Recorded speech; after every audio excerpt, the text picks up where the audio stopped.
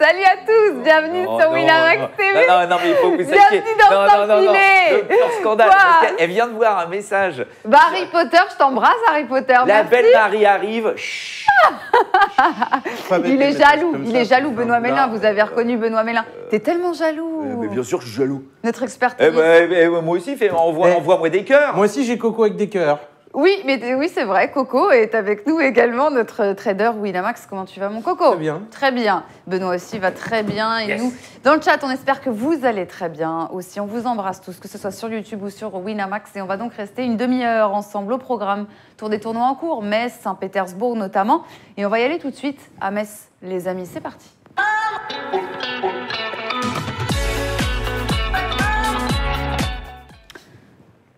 On dispute les quarts de finale. Tu vas te moquer de moi toute la... Mais non, mais je sais pas, je me demandais ce que tu allais dire. Qu'on dispute les quarts de finale. Les cartes de À Metz. Et il y a des matchs en live. Coco. Bah oui, il y a Lucas Lucas Pouille qui joue, qui a perdu le premier 6-4, et là, il y a un partout, service à suivre. Ouais, et puis il a sauvé 3 balles de break d'entrée, deuxième set. C'est Compliqué pour Lucas pour le moment. On le sentait pas trop ce match. Enfin, en tout cas, cette tournure. Bah oui, mais Krajinovic, ça a l'air de rien. Mais bon, c'est pas simple. Hein. Il joue bien, il renvoie bien, il le fait jouer. C'est compliqué. Le Français qui avait toujours battu le Serbe. Alors, il y avait Aïe, 3 aïe. sets, il y avait 3 sets à chaque fois. Hein, et au moins un tie-break. Non, mais il va gagner.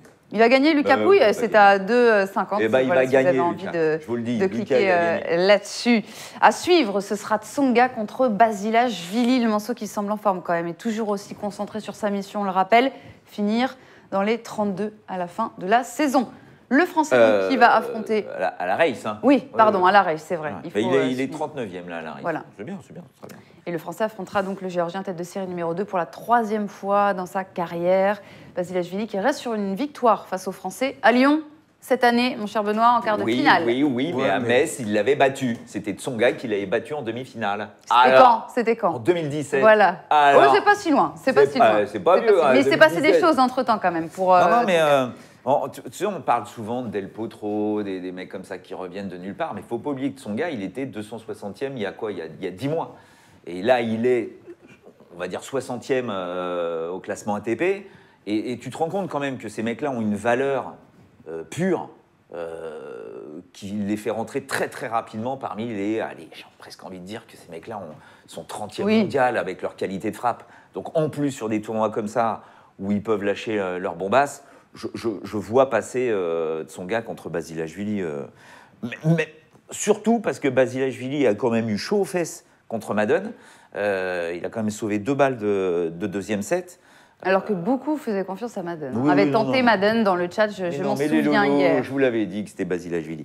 Mais toujours est-il que voilà, Basilashvili, attention à ce gars-là, c'est un gars qui joue bien sur ce genre de surface. Mais pour moi, son gars là, quand tu le mets en mission, le Joe, il est toujours là. On parle bien évidemment de ce genre de tournoi, 250, 500. Mais est-ce qu'il a remporté Après, il 3 ne faut pas fois oublier qu'il a déjà fait des trucs dans les Masters 1000, dans les Grands Chelems. Ok, mais là, voilà, c'est le genre de tournoi où, quand tu vois les joueurs qui restent encore en course, il est tout à fait capable de s'imposer sur ce genre de tournoi, comme tu l'avais dit au début de la semaine. Oh, c'est bien, il me fait une petite passe décisive parce que oui, nous avions boosté la cote de Tsonga vainqueur. Il nous arrive de faire des belles choses dans cette émission. Cote à 10, c'était lundi. Je t'avouerais que s'il y a un mec qui peut... Toi, il reste du monde quand même. Hein. Oui, mais après, tu vois, s'il joue Pouille ou Krajinovic, c'est des joueurs que normalement il arrive à maîtriser. Après, c'est vrai que voilà, le père Bédéné en demi-finale dans la partie haute du tableau. Aïe, tu fais bien d'en parler, Benoît. On les a, les retrouvailles. Père Bédéné, c'est un choc qui promet des étincelles. Souvenez-vous, on était ensemble. US Open, ça date pas d'il y a si longtemps quand même. Hein, c'était... T'as des images? Non, j'ai pas d'image. Ah, non, j'ai pas d'image, mais tu as les images dans ta tête, mon cher. C'était pas de poignée de main, de la tension, etc. Ouais, puis à la fin, il commence à dire ferme ta gueule. Ouais. C'était lunaire. C'était lunaire. bon. Et en fait, là, il l'a dit, mais il me parle pas. Il parle à sa mère s'il veut, mais il me parle pas pendant le match. Sinon, ça va mal se terminer, quoi. Il m'adresse pas la parole, donc il est chaud patate, le Benoît. Bon, juste on va rappeler un peu que voilà, Benoît Paire a renversé Barrère, comme on avait dit. Hein, Gros match. 2-7-0. Gros match parce que premier set, pas forcément Non, facile non. à négocier pour Benoît Paire.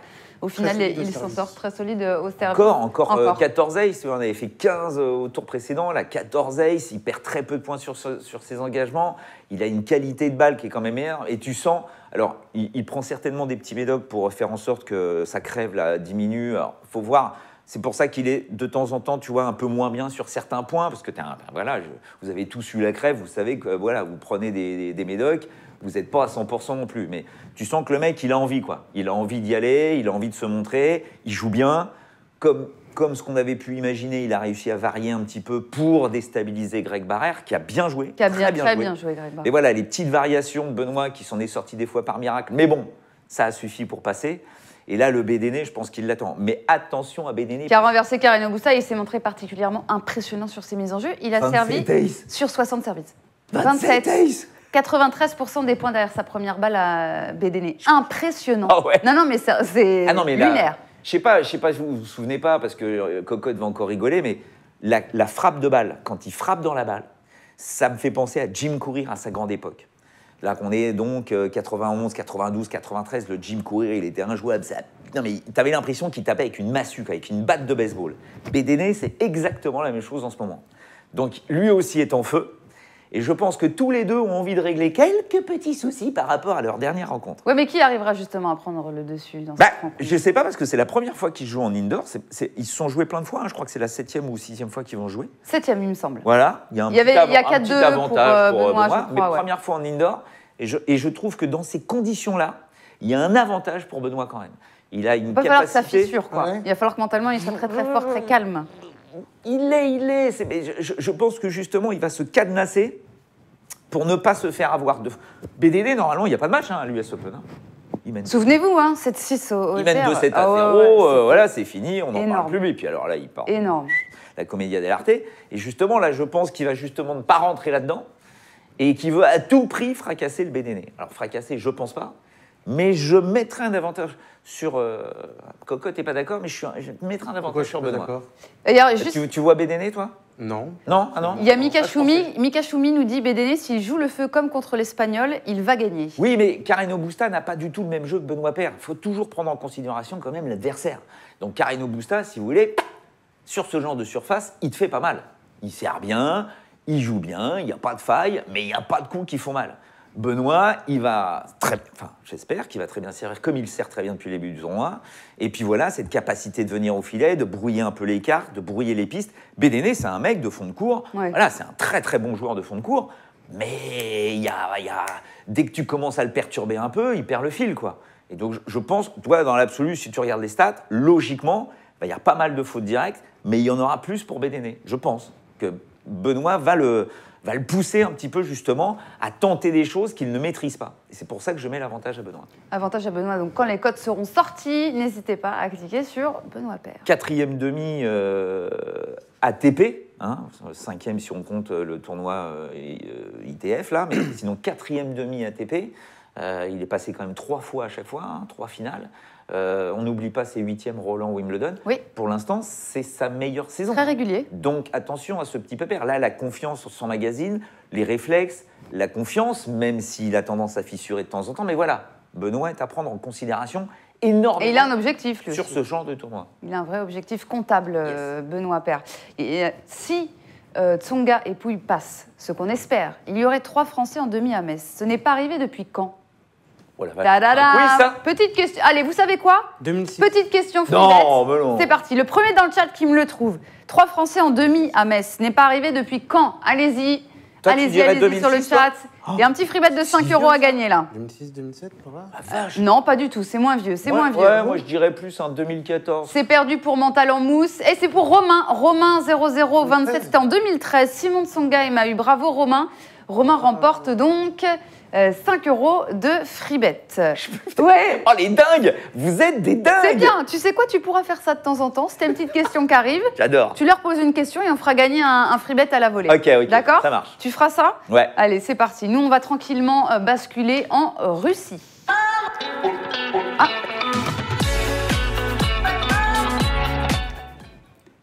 C'était pas planète tennis, mais c'est Mais- pas grave, mais c'est on planète- reste sur la la Russie, planète tennis. bien La sûr. Russie, c'est la planète tennis. On a un match en live, mon cher Coco. On a Medvedev Oui, qui ça vient de démarrer. jouer contre Roublev. Il a 2 balles de break d'entrée.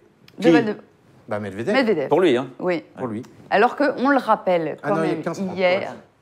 Ah, tu rectifies ce que tu viens de dire. Tu viens de dire une bêtise, Coco. Non, ça vient d'être. Donc, D'accord, ok. on Il a dû on y avoir avait... challenge. D'accord, ok. J'y peux rien, moi.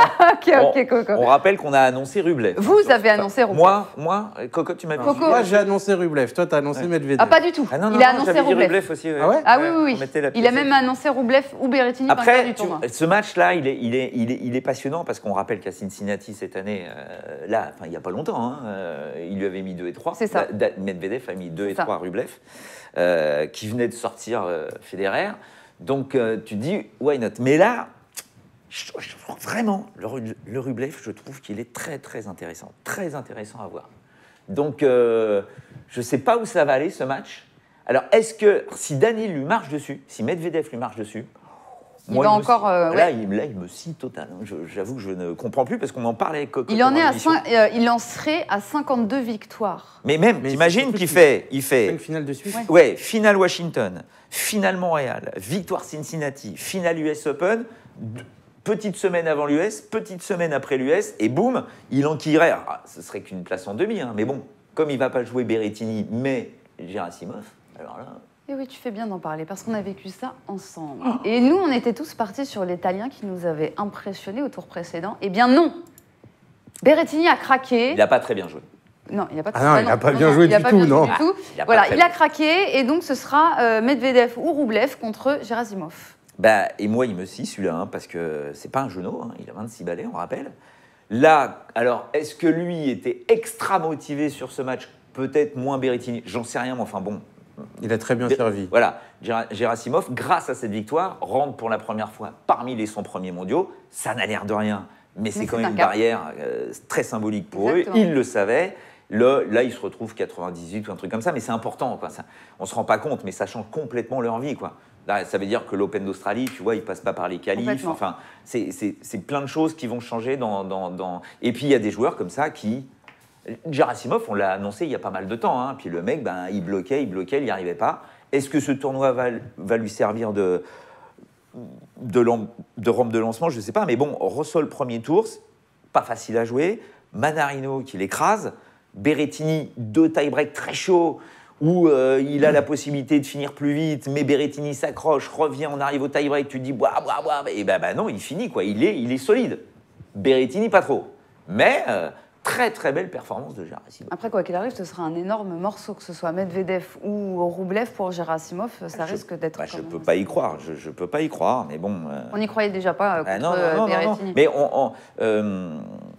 Le jeu Là, de rugby. oui, excusez-moi, juste pour vous dire, si jamais vous connaissez la prononciation, parce qu'on a cherché, et c'est vrai qu'on ne sait pas, est-ce qu'on dit Gerasimov ou Gerasimov? Alors, s'il y a un Biélorusse dans l'Assemblée, qu'il Ouais. n'hésite pas et qu'il se fasse connaître. Enfin. Cocotte. Moi, je pense que Gerasimov, faut mieux pour lui que ce soit Rublev. Contre Rublev, il a sa chance, je pense. Contre Medvedev, j'y crois pas. ce sera... Voilà, Mais parce que dans le l'autre, jeu il va- contre Rublev, avec s'il sert comme il a servi aujourd'hui, dans la puissance qu'il a montré, je pense qu'il peut vraiment gêner Rublev. En tout cas, ce tournoi de Saint-Pétersbourg, vous pouvez le regarder sur Winamax TV. Il suffit d'avoir 1 euro sur votre compte. Voilà, si vous avez 1 euro, vous avez accès au match de Saint-Pétersbourg. On va passer à Borna Curic, qui a été le premier à se qualifier pour le dernier carré. Il s'est offert Casper Ruud en C'est dingue, 3-7. Tu vois, encore une fois, on Pour disait, changer. est-ce que le Casper va réussir à passer cette petite barrière qui l'empêche d'aller vers la fin des tournois? Eh ben non. Eh ben non. Il mène, 6-3 premier set, il est là, il est bien, eh ben il va perdre en 3-7 Et Curic, avec encore le 3-7. Curic. Hein. Eh. Encore pareil. 3-7, tu l'avais dit. Moi, j'avais dit Tu l'avais 3-7 parce dit que Curic, 3-7. il fait que du C'est 3-7. vrai, hein. Ben, Que du et- Toute l'année, il a fait ça. Et 25 victoires depuis le début de la saison.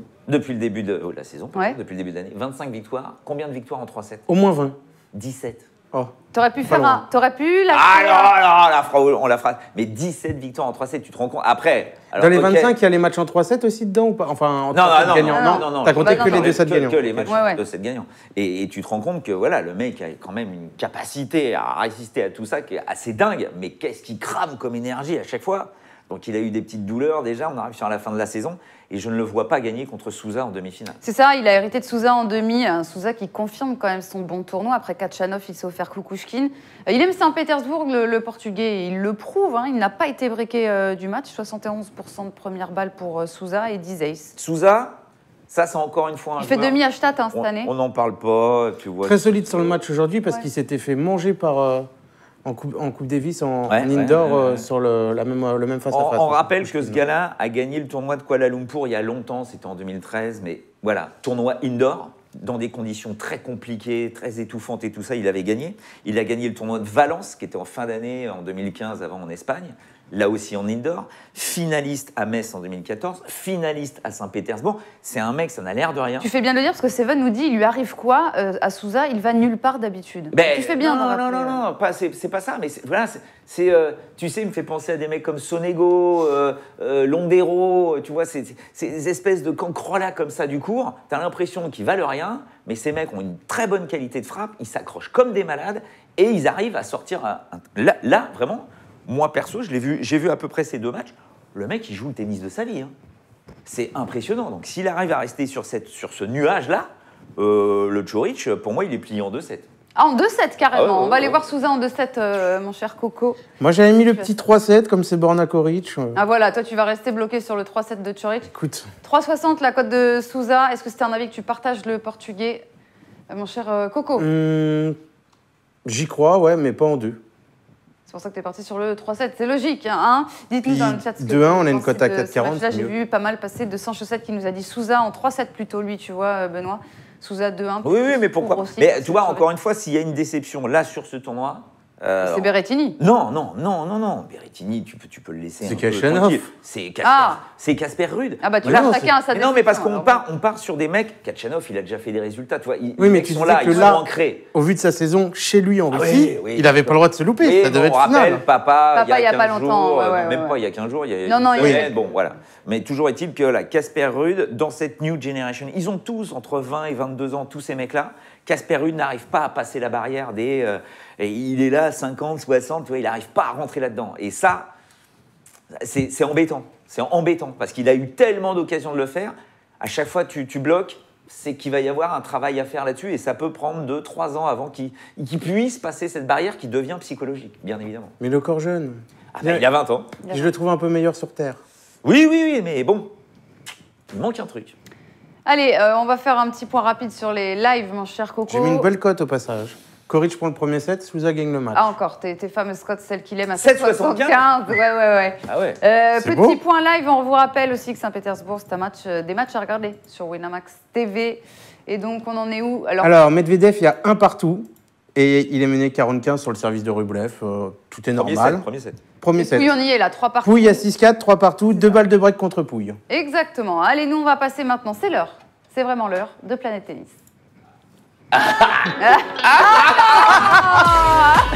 Ah là, Ah non, ah là, non, il n'a génial, pas le droit. génial. Il a pas le droit. Emménage de moufle. Il a pas le droit. C'était pas prévu Ah, ça. il a changé là, il a changé. Donc c'est Planète Tennis maintenant, Planète Tennis. Aujourd'hui, on va parler de ce qu'adore Benoît et qui a commencé aujourd'hui. C'est la Lever Cup, une compétition exhibition, appelez-le comme vous voulez, très clivante.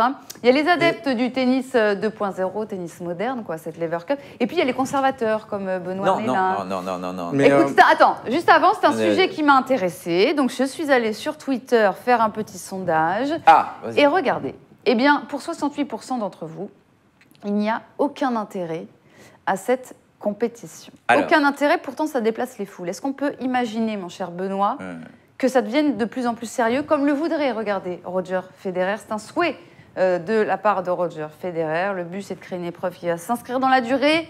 Je veux que cela devienne quelque chose de sérieux. Vous allez nous dire dans le chat, que ce soit sur YouTube, d'ailleurs, on a Ikerman qui nous dit « Vive la Lever Cup », ou que ce soit sur Winamax, ce que vous pensez de cette compétition. Benoît, je connais ton avis, mais redis-le. Mais non, Pour son chaussette, non, les paris ne sont pas autorisés, l'Argel ne... Non, oui, voilà, non, c'est pas autorisé par l'Argel, donc il n'y a pas de faute. on va mettre les choses au clair. La Lever Cup, en elle-même, j'adore. J'adore le concept. J'adore, c'est fabuleux, c'est sublime. Il y a des matchs complets. Enfin, il n'y a pas des matchs complètement fous, mais il y a de tels noms qui sont là. Je veux dire, tu as envie de voir Federer et Nadal en double. Tu as envie de voir ces mecs en train de se Tu as envie de voir Nadal Federer coacher Fabio Fognini. Ça ne me dérange pas. J'adore l'idée. Ce qui me dérange, c'est que Monsieur Federer a tous les pouvoirs. Donc, bien évidemment, on nous sort que c'est pas lui, que c'est son agent, Tony Gozzi, qui a mis en place tout ça. C'est de la pipe totale. Voilà, Federer voulait monter quelque chose d'extraordinaire, bien évidemment, logoté Roger. Et là, on lui ouvre les portes du bal. C'est-à-dire que qui peut se permettre de créer un événement qui n'est pas officiel, en plein milieu d'un calendrier de l'ATP? Alors, ils ont le soutien maintenant de l'ATP. Mais parce que, bien évidemment... Il n'y a pas encore les points ATP, mais ils ont le soutien. Est-ce que tu te rends compte de ce qui se passe en coulisses, là? Je peux te dire, ça n'arrête pas. C'est pression sur pression. On a les meilleurs joueurs de la planète, on fait venir du monde, on révolutionne le tennis, on va faire en sorte que ce soit meilleur, on est les meilleurs. N'oublie pas que je m'appelle Roger Federer, je fais venir Rafael Nadal. Si vous continuez à nous faire chier, on fait grève. N'oubliez pas qu'en même temps, il y a des négociations au niveau des tournois du Grand Chelem pour qu'il n'y ait pas de soucis. Tout ça, c'est de la politique, d'accord? La compétition en elle-même, je l'adore, mais cette compétition ne doit pas exister en concurrence au milieu d'un calendrier avec des pauvres petits tournois. Comme Metz, parce que là, on est dans l'hypocrisie la plus totale. C'est-à-dire que oui, bien évidemment que les joueurs viennent. Il faut se rendre compte que le chèque le plus bas pour qu'un joueur vienne simplement mettre sa gueule sur l'affiche, c'est 200 000 $. Ok, 200 000 $, c'est le mec, alors, lui, il représente rien. C'est Jack Sock. Et encore, oui, peut-être que Jack a pris, et encore, c'est un bon copain, donc peut-être qu'il s'est pris un peu plus. Mais voilà, les mecs, on va dire qu'au minimum, ils sont à 500 000 $, d'accord? L'équipe qui gagne, c'est 250 000 par joueur. C'est ça. D'accord? Donc imagine que le Rafa, il n'est pas là à 500 000. Hein. Non. Il est minimum 1 million, voire un peu plus. Donc pourquoi pas tu passes à 1 500 000 pour lui, pour venir jouer 2 simples max, plus peut-être un double, tu vois, hypothétique. Et tu te dis, oui, mais les gars, vous pouvez pas vous rendre compte, ces joueurs-là, de toute façon, ne joueront pas le tournoi de Metz ou de Saint-Pétersbourg. Bullshit! Bullshit! On rappelle, parce que ça, je l'ai regardé. Dominique Thiem l'a gagné l'année dernière. Thiem gagne Saint-Pétersbourg l'an dernier. Quand il avait gagné Saint-Pétersbourg, se faire chier à gagner 4 ou 5 matchs, il avait gagné 230 000 $. Bref, moi, je suis à leur place. Bien évidemment que j'y vais. Et c'est de l'hypocrisie la plus totale. Oui, mais Picaboo nous dit, mais oui, Benoît, mais tu le mets où alors dans ces cas-là? Tu inventes une 53e semaine sur l'année? Mais il faut Après, arrêter, il y a plein d'exhibitions. Il faut arrêter avec ce problème de calendrier. Les mecs font ce qu'ils veulent. S'ils veulent s'arrêter de jouer, il n'y a pas de tournoi obligatoire sur les 250 et les 500. Donc si les mecs ils veulent se dessiner un calendrier qui leur permette de jouer tout au long de l'année en se faisant des pauses pour se préparer et continuer après, comme ils l'ont fait avec l'IPTL. L'IPTL, à un moment, je vous rappelle qu'il y avait des franchises, donc des villes, qui achetaient des joueurs. Donc ils avaient un plafond à 10 millions $. Donc ils achetaient des joueurs, ils disaient bah, moi je veux Federer, ok, combien tu coûtes? 2 millions, toi, moi je veux Sharapova. Donc c'était une espèce d'esclavage du tennis. Ça a duré 3 ans, c'est devenu un four total parce que ça a pris des proportions complètement dingues au niveau du fric. Mais ils avaient essayé quelque chose. Il n'y avait pas d'avantage, il n'y avait pas de lettres, souvenez-vous. Il y avait plein de petits trucs qui se mettaient en place, qui faisaient en sorte qu'on mélangeait les hommes, les femmes, les anciennes gloires. Pourquoi pas? Puisqu'on veut faire en sorte de rajeunir le public, les téléspectateurs du tennis, faisons-le. Mais attends la fin de ta saison. Là, la Cosmos Cup est morte quasiment, puisque c'est collé au Masters. Comment tu peux faire une compète soi-disant importante? On rappelle ce que c'est la Cosmos Cup. La Coupe Davis, pardon, la Coupe Davis. La nouvelle Coupe Davis. Nouvelle formule. Donc là, hop, il te colle ça au cul du Masters, avec tous les meilleurs du monde. Pas de points ATP, parce que là, bien évidemment, c'est dissident de l'ATP, donc l'ATP ne veut pas leur donner de points ATP. Mais voilà, tu peux très bien faire ce superbe rendez-vous de la Lever Cup après. Sinon, à un moment ou à un autre, tu décrédibilises totalement les autres pauvres tournois qui essayent de s'en sortir avec des pauvres... Mais il faut se rendre compte que Tsitsipas, qui était à Metz l'an dernier, Tsitsipas, qui est là à la Lever Cup, il perd d'entrée, je crois, il est tête de série numéro 2, il perd contre Berankis, il s'était fait 8 500 $. D'accord? 8 500 $. Et là, on lui dit, écoute, Pépère, Stéphanos, tu vas nous ramener tous les Grecs, là, toute la télévision grecque, tout le package qui va derrière, eh ben, on va te donner, allez, tu viens pour 500 000, et en plus, si tu gagnes, bien sûr, imagine la carotte. Les mecs, ils sont là, ouais, mais c'est pas une exhibe parce qu'ils sont super concentrés, ils ont envie de gagner. Un peu qu'ils ont envie de gagner, non mais t'imagines C'est le pour chèque. ça, t'es entre la compète et l'exhibe. Quoi. Mais Ouais. non, c'est une exhibe, c'est une exhibe. Parce qu'il n'y a pas de points ATP. Mais parce que ça n'a rien à voir, ça n'a rien à foutre là dans un calendrier. Tu ne joues pas un tournoi, tu joues 2 petits matchs en simple, tu as tes potes autour, c'est un superbe show. C'est un très beau show, mais ce n'est pas une compétition comme on l'entend dans un calendrier du circuit professionnel. Si on veut le faire, il faut tout remettre en question. C'est-à-dire que là, c'est plus les petits sponsors des conseils régionaux comme à Metz ou les mecs, Julien Bouter qui essaye de faire survivre son tournoi, je peux te dire que c'est hyper compliqué pour y arriver. Là, vous avez tous les sponsors de Federer. Vous avez le Crédit Suisse, vous avez, enfin je ne sais pas si j'ai le droit de le dire, vous avez l'ensemble, vous avez Rolex, vous avez tous les gros sponsors qui, eux, ne fonctionnent pas à lâcher 10 000 euros. Et encore, 10 000 euros, c'est énorme. Là, c'est blam, vas-y, on ratiboise. Et il y a toutes les télés dessus, puisque tu as tous les meilleurs joueurs de la planète. Donc, bien évidemment que les télés payent comme des sagouins pour venir diffuser ça. Mais tu ne diffuses pas ça pendant un tournoi où tout d'un coup, quand tu as un paire barrière, tout le monde s'en cogne parce qu'il n'y a pas Nadal et Federer. Écoute, bien il sûr y avait que c'est Fonini normal. Sock en face. Je plaisante.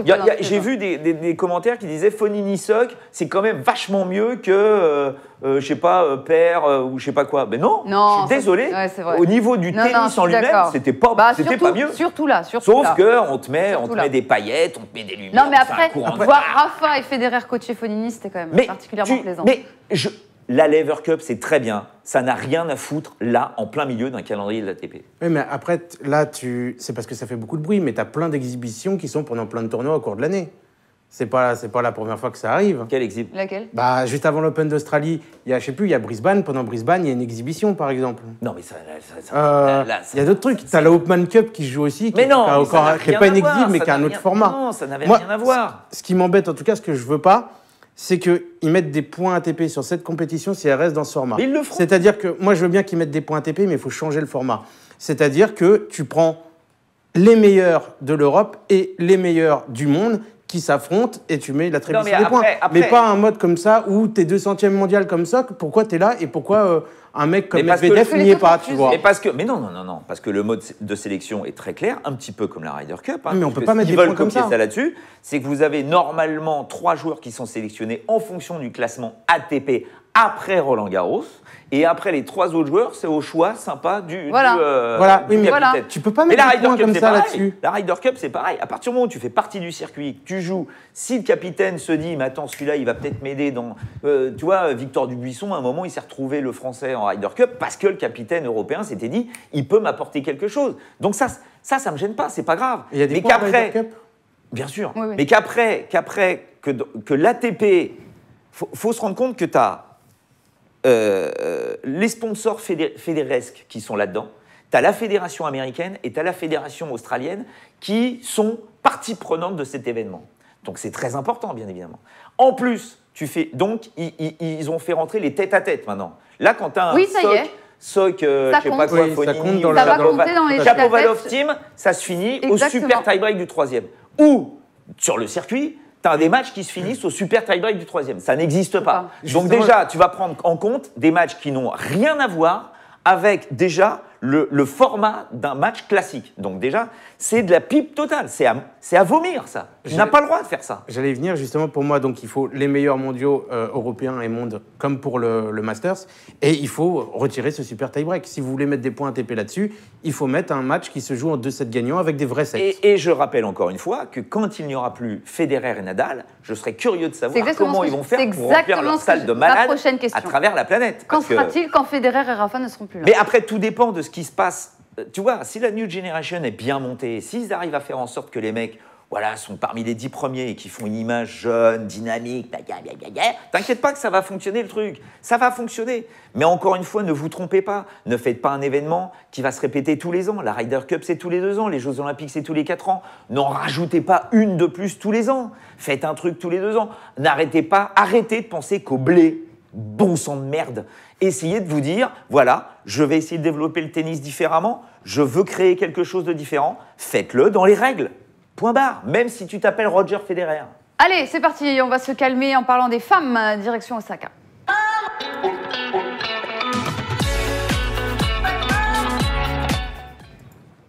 Météo capricieuse, hein, pluie diluvienne, donc les matchs ont été reportés à demain si vous voulez voir nos pronos. Ah non. Il n'y a qu'un match qu'à jouer, c'est Kerber. Ah oui, tous les jours, pas les 3 ans. Oui. Donc, si vous voulez voir nos pronos, vous allez sur l'émission précédente YouTube hier et vous allez voir ce qu'on a dit. Mais voilà, il n'y a que Kerber qui a joué et qui a profité de l'abandon de Madison Keys à 2-1 dans le 3e. Ouais, mais bon, c'était ce qu'on avait plus ou moins vu avec une Keys qu'on a mis Toi, pas mal dans le filet. Toi, t'étais parti sur Kerber, ouais. Oui, mais bon, après, il y a abandon. Donc... Voilà, c'est ça. C'est pour ça qu'on va tout de suite aller à Séoul. On n'en avait pas parlé jusqu'ici, mais là, voilà, on va filer à Séoul où on connaît les affiches des demi-finales. On peut parier dessus, évidemment. La première, c'est Yafan Wang, tête de série 8, opposé à Muchova, tête de série numéro 3. C'est le premier affrontement entre ces deux joueuses. Muchova qui est à 1,41 et oui, Wang pour moi, c'est... alors, Muchova, hein, alors là, il y en a plein. Alors, je peux dire qu'ils m'ont envoyé le truc. On ne dit pas Muchova, Muchova, c'est Muchova. Et qui est favorite pour gagner le tournoi, à 2. Ouais. Oui, parce qu'il reste qui d'autre? Il reste Linette et Alexandrova, qui est quand même tête de série 2, Alexandrova. Après, on rappelle, on joue dans des conditions qui sont très, très lourdes, très humides, très particulières, qui sont en général des tournois où les filles, les joueuses asiatiques réussissent souvent, d'ailleurs, à gagner ce genre de tournoi en fin de saison.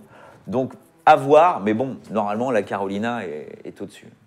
Voilà, et on va passer donc à Magdalinette contre Alexandrova avant de partir à Guangzhou, où on a la finale. Je vais sur Alexandrova, même si Linette joue bien. On va sur les favos, là. Hein. Enfin, voilà, on va sur ce qu'on voit gagner, voilà. sur ce qui est logique. Sans rire, les filles. Oui, c'est compliqué. C'est compliqué. Par contre, celui-là, je me dis qu'il pourrait bien y avoir 3-7 dans ce match, qui est à 2-15. Et du coup, ça pas mal. on va pouvoir tranquillement passer sur la finale qui nous intéresse tellement entre Stosur et Kenin. Elle est énorme, cette finale. Énorme. 35 ans, Stosur, on le rappelle. Hein. Elle a et Kenin, 20 ans. Oui, ça pourrait être sa mère. C'est ça qui est énorme, exactement. Kenin qui n'a jamais battu Stosur, au passage. Stosur qui n'a jamais pris un set à Kenin. Pour Stosur. Non, c'est ça. Non, c'est l'inverse. Oui, c'est l'inverse. Stosur qui n'a jamais pris un set à Kenin, elles ne se sont jamais jouées sur dur. À chaque fois, victoire sèche de l'américaine, tu as raison. C'est ça. Alors là, j'avoue, je ne pige pas. Hein. Je ne comprends pas. Kenin a toujours battu Stosur. Alors, Kenin, pour moi... Enfin, il y a eu 2 matchs. Hein. Elle a eu un match... cette année sur gazon. Elle a eu un match très particulier contre Blinkova parce qu'elle menait très facilement. Elle avait le break dans le 2e. Là, elle se prend 5 jeux d'affilée. Tu dis, oulala, breaké d'entrée dans le 3e. Oulala, ça va mal se passer. Et là, elle aligne les 6 derniers jeux. Bon, ok. Donc là, tu te dis, wesh, bizarre l'histoire. Mais bon, elle est en finale. Et Stosur, à part le fait qu'elle ait gagné l'Open d'Australie en double, qui pour moi est peut-être sa renaissance tennistique, là, je pense que la dernière fois qu'on l'a vu en finale dans un tournoi... Strasbourg en 2017. Ouais. Oui, enfin, Strasbourg... Oui, d'accord, mais bon, voilà.